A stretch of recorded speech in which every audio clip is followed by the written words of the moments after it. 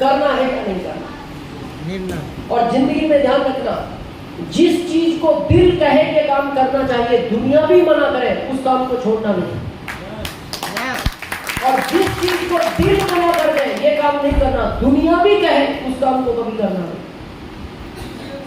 अगर आरसीएम के लिए दिल कहता है करूं, दुनिया मना करे तो छोड़ना नहीं, और आरसीएम के लिए दिल कहता है मेरे को नहीं करना, फिर दुनिया भी कहे तो नहीं करना चाहिए। और डिसीजन हमेशा अपना लो। मैं कॉमन सेंस की बात पूछता हूँ, बहुत बड़ा वकील बनना हो किससे मिलना चाहिए? वकील से नहीं। वकील तो ऐसे भी है जिनके कपड़े ड्राई क्लीन नहीं हो रहे हैं। बड़े वकील से मिलना पड़ेगा अगर बड़ा वकील बनना है। बड़ा डॉक्टर बनना है तो बड़े डॉक्टर से, बड़ा इंजीनियर बनना है तो बड़े इंजीनियर से, और आरसीएम में अमीर बनना है तो बड़ा लीडर से, आरसीएम के सफल लोगों से। और हम गलती क्या करते हैं, आरसीएम समझ के जाते हैं इन सफल लोगों से, और बाहर जाके रिक्शा वाले को पूछते आरसीएम कर लूं? वो कहता पागल है, रिक्शा चला। क्योंकि उसको तो उसी का ध्यान है। तो डिसीजन खुद को लेना, खुद का। सेकंड, विश्वास होना चाहिए आपको। किस पर? आरसीएम। सबसे पहला उस दुनिया के मालिक पर जिसने दुनिया बनाई। अगर वो आपको यहां लाया है, क्यों लाया है? बुलाया तो आपने बहुत लोगों को था, वो उनको अभी कामयाब नहीं बनाना चाहता, वो आपको बनाना चाहता, इसलिए उसने आज आपको यहां बुलाया। कहा जाता है वो दुनिया का मालिक हमारा पिता होता है ना, पिता। एक पिता कभी चाहता है मेरा बच्चा एग्जाम में फेल हो जाए? नहीं चाहता। तो वो तो परम पिता है, वो आपको यहाँ बुला के क्यों चाहेगा आप इस सिस्टम में फेल हो जाओ? वो तो लाया ही आपको पास करने के लिए। लेकिन गलती क्या होती है, जब हमारे इस सिस्टम के अपलाइन, जिनको हम एक पिता के समान बोलते, वो बोलते हैं बेटा मेरी बात पे विश्वास करो। हम उनकी बात पे विश्वास नहीं करते, जमाने की बात पे विश्वास करते। मैं आपसे पूछना चाहता हूँ, आज आप जितने भी बड़े हुए इसी से तो बड़े हुए हो, विश्वास। यस।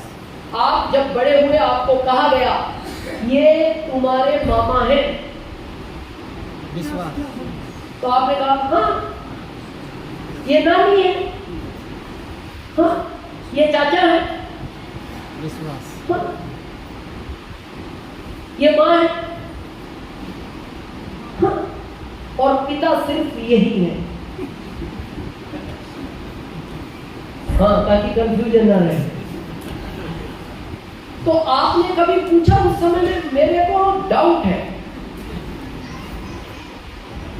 पूछा कभी? जिसने जो कहा आपने विश्वास किया और आपने अपनी जिंदगी बड़ी कर ली। अरे जब दुनिया की विश्वास पे आप जिंदगी बड़ी कर सकते हो, जिससे आपकी 7 पीढ़ियों की जिंदगी बदल सकती है, फिर आपकी अपलाइन की बात पर विश्वास क्यों नहीं है?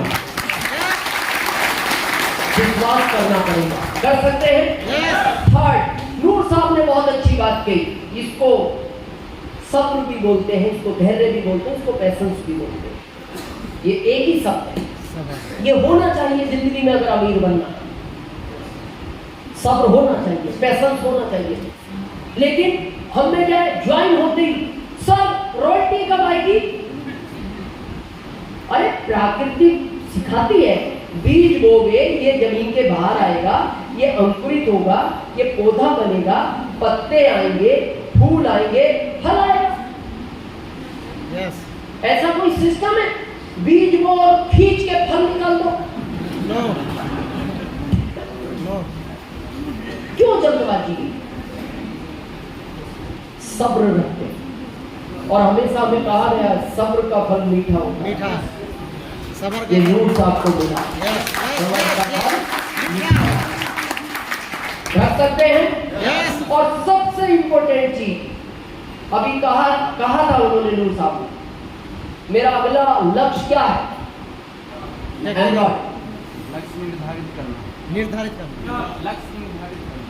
हाँ, क्या कहा था उन्होंने? मेरा अगला टारगेट, लक्ष्य यानी टारगेट क्या है? एंड्रॉइड। आपका अपना होना चाहिए। हम गलती क्या करते हैं, लोगों को देख के अपना लक्ष्य डिसाइड करते हैं, लोगों के टारगेट से अपना टारगेट डिसाइड करते हैं। कभी नहीं करना, आपका अपना स्वयं का होना चाहिए। अगर आप लोगों का देख के काम करोगे तो आप कभी भी कामयाब नहीं हो सकते। थोड़ा समझे इसको। एक बार दो दोस्त स्टेशन पहुंचे, पहले ने दूसरे को कहा भूख लगी है कुछ खा ले, दूसरा बोलता है ट्रेन आने वाली है, उसने कहा 10 मिनट का स्टॉपेज है, तो खाने लगे। खाते खाते बातचीत में लग गए, तो कई बार बात में ध्यान नहीं रहता, तो ट्रेन चल पड़ी। ये बात कुली सुन रहा था, तो कुली ने कहा भाई ट्रेन गई। अब दोनों ने रेस लगाई, ट्रेन की स्पीड बढ़ गई, इन दोनों की भी बढ़ती गई। प्लेटफार्म बहुत लंबा था, तो इस सीन को सारे लोग देख रहे थे, कुली, स्टेशन मास्टर, पुलिस वाले, यात्री। उनको लगा इसको ट्रेन तो हाथ नहीं आएगी, पर ये टकरा के कहीं गिर ना जाए, कट ना जाए इस ट्रेन से। इस सीन को सब देख रहे थे। तो जब प्लेटफार्म का लास्ट कोना आया, लास्ट, तो एक तो चढ़ गया, लटक गया वो ट्रेन में, और दूसरा ऐसा लगा दूर से टकरा के गिर गया हो। तो स्टेशन मास्टर बोला अरे वो टकरा गया, भागो। पुलिस वाले, स्टेशन मास्टर, पुलिस सब भागे, देखा वो जोर जोर से हंस रहा लेटा हुआ। स्टेशन मास्टर ने पुलिस वाले को कहा इसको उठाओ, उसको उठाया। बोले भाई तेरी ट्रेन छूट गई, तेरा दोस्त चला गया और तू रह गया और हंस रहा है। उसने कहा जी बात ये नहीं है, वो तो बैठाने आया था, जाना मेरे को था।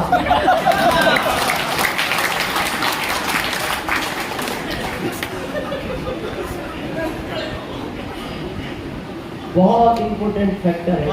Yes yes. क्या करना है आपको, ये आपको पता होना चाहिए। क्लियर है? यस। और मैं लास्ट में जो बताने जा रहा हूं, जिसके लिए मैंने आरसीएम किया, मैं नहीं जानता आप क्यों कर रहे हैं इसको, सबका अपना अपना डिसीजन है, अपना अपना सोचना है। मैंने आरसीएम किया इस शब्द के लिए, और मैं आज आपकी जिंदगी का सामना कराना चाहता हूं, जिंदगी की हकीकत दिखाना चाहता हूं आपको। हम यू परिवार के एक मुखिया हैं, जिम्मेदार पर्सन, जिनकी वजह से ये सारा परिवार चलता है। ये सरकार के आंकड़े मेरे नहीं, कि भारत में एक व्यक्ति कमाने वाला है, पत्नी, बच्चे, बूढ़े माँ बाप, भाई बहन, 7 लोग उसके परिवार में खाने वाले रहते हैं। ये गवर्नमेंट का आंकड़ा है कि भारत में एवरेज एक व्यक्ति कमाता है, उसके पीछे 7 लोग खाते हैं। अब बड़े ध्यान से सुनना कहानी को।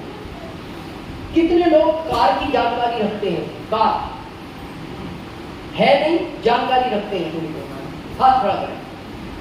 काफी लोग। आज आपको आपकी जिंदगी की हकीकत समझ में आएगी उस कार से। कार 4 पहियों पे चलती है, अगले पहिए ज्यादा घिसते हैं या पिछले टायर?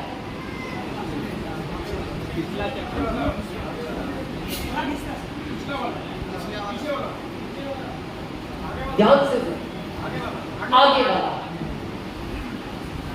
आगे वाला क्यों घिसता है? आगे वाले पे इंजन का वजन है। सारी कारों में अगले व्हील घूमते हैं, बहुत कम कारें जिनमें पिछला व्हील घूमता है। इंजन की कनेक्टिविटी ज्यादा कारों में अगले पहिए से होती है, तो ये अगले पहिए को ताकत ज्यादा लगानी रहती है।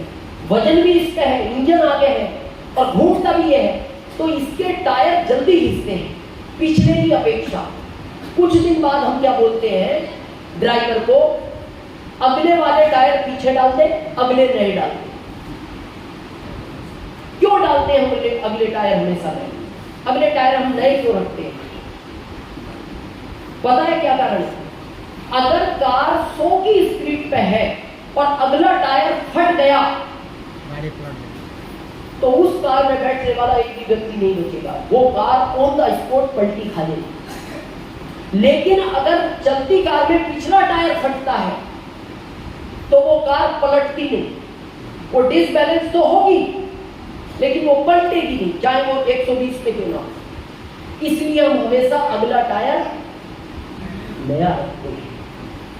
मैं अब आपसे पूछना चाहता हूं, आप अपनी जिंदगी चेक करो, अपने परिवार के उस अगले टायर की जिंदगी चेक करो।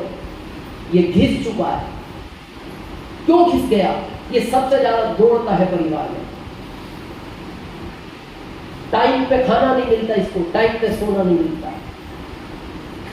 तो घिस गया तो फटेगा भी सबसे पहले। ऊपर वाला किसी के साथ ऐसा ना करे। पर ये फट गया और ये दुनिया का एक सबसे बड़ा सच है, जो आया है वो जाएगा।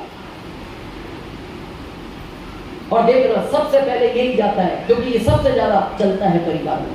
मैं आपसे पूछना चाहता हूं, हम इतने समझदार लोग हैं, हमने अपने ड्राइवर को कह के कार के अगले टायर अच्छे करवा लिए, लेकिन हमने कभी अपनी जिंदगी के बारे में सोचा कि हमारे बाद इस कार की जिम्मेदारी कौन लेगा? इस महामारी में, ये जो कोरोना था ना, इस कोरोना में ये टायर भी फटे हैं परिवार के, पर इस टायर ने सबको संभाल लिया, क्योंकि ये मजबूत टायर था। ये परिवार डिसबैलेंस तो हुआ, लेकिन इसने संभाल लिया। इसने कहा मैं हूं ना अगला टायर, मैं मजबूत हूं, मैं सबको संभाल लूंगा। लेकिन जिन परिवारों के ये टायर फट गया, वो परिवार आज तक नहीं समझे, आज तक नहीं समझे।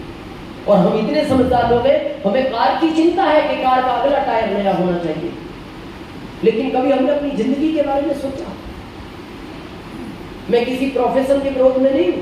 आप डॉक्टर बने, इंजीनियर बने, चार्टेड बने, वकील बने और आप 5 लाख पर मंथ इनकम पर पहुंचे।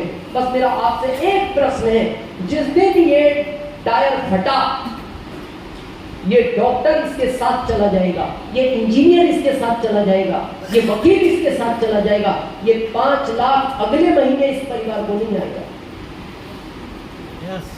लेकिन ऊपर वाला ना करे, इस सिस्टम में आप एमरल्ड आए, स्टार एमरल्ड आए, रूबी आए, स्टार रूबी आए, आप जिस भी इनकम पर आए, और ऊपर वाला ना करे, गलती से ये घटना घट गई, तो अगले ही महीने से 7 पीढ़ियों तक ये पैसा इस परिवार को मिलता रहेगा। मैं अपनी बात खत्म कर रहा हूं, बस लास्ट में एक लाइन कहना चाहता हूं। मेरे कहने से कभी भी रात को एक बार, रात के 2 बजे का अलार्म लगाना अपनी घड़ी में, और एक बार इस सोते हुए परिवार को देखना बहुत ध्यान से। पत्नी को देखना जो दूसरे का परिवार छोड़ के आई है, इस बच्चे को देखना। आपको पता है, जो आपका बच्चा होता है ना, आपकी आंखों में सपने लेके जीता है। और नहीं तो कभी ट्राई करना, आपके 5 दोस्त खड़े हो, बहुत हष्ट-पुष्ट, और आप बिल्कुल पतले दुबले हैं, और आपका 4 साल का बच्चा घर के बाहर निकले, और उन 5 दोस्तों में से अचानक कोई कह दे बेटा भूत, क्या करता है वो बच्चा?